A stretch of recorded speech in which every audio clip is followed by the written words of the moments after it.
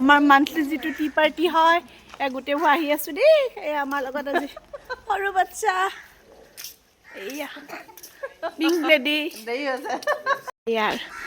এয়া আহিছোঁ নমিতা আৰু ঋতুৰাজৰ ঘৰত। আৰু চাব দেই ইমান ধুনীয়াকৈ বাৰীখন ষ্টাৰ্ট কৰিছে এইফালে আৰু ফুলখিনি চাওক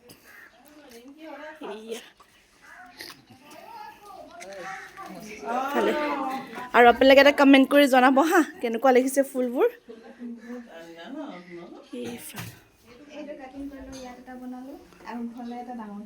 কোনটো দিবাচোন নহয় মন এইটো সদায় ভিডিঅ'ত চাই থাকোঁ ইনষ্টাত, আজি এনেকৈ দেখিলোঁ। চাওকচোন ইফালে আমাৰ গোটেইবোৰ লেডিজ পাৰ্টি দেই। আৰু এয়া চাওকচোন তাই ইমান ধুনীয়া। এইফালে মমিও পালেহি, ইমান ধুনীয়াকৈ সজাই থৈছে। আৰু দুইটা বহুত চৌখিন হয়, বৰ ধুনীয়াকৈ ঘৰটো ৰাখে।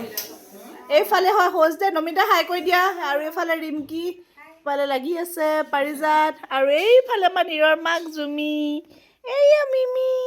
এয়া খানা প্ৰিপেৰেশ্যন দেই। পুৰি খাব নোৱাৰো মানুহ ওলাইছে নহয় এইফালে, দাঁতৰ বিষৰ পৰা এইফালে ছিঙি দিছে দেই। মাংস খাব নোৱাৰিব, নিদিবি মাংস জোলা দুবাৰ একে হওক ন। মোৰ ৰসগোল্লা চাইজটো দেখি ভাল লাগিছে। কথা পাতি থাকক।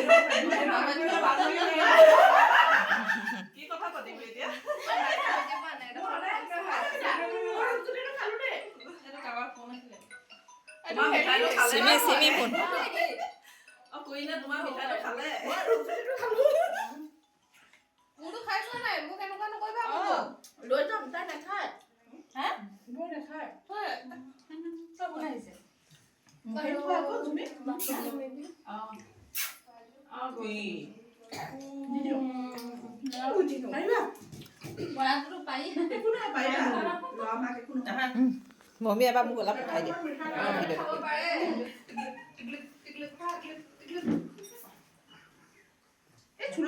ভিডিঅ' কৰা যদি থাকি যায় ন।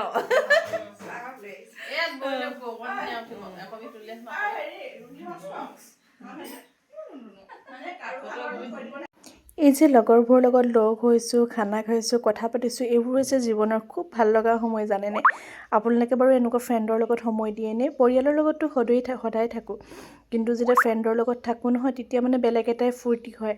আমি যিমান পাৰোঁ জীৱনৰ প্ৰত্যেকটো সময় এনেকৈয়ে উপভোগ কৰি যাব পাৰোঁ। আৰু এনেকৈয়ে মই ফেচবুকৰ জৰিয়তে এই সময়বোৰ সাঁচি ৰাখিছোঁ যাতে পিছলৈও চাব পাৰোঁ, হয়নে?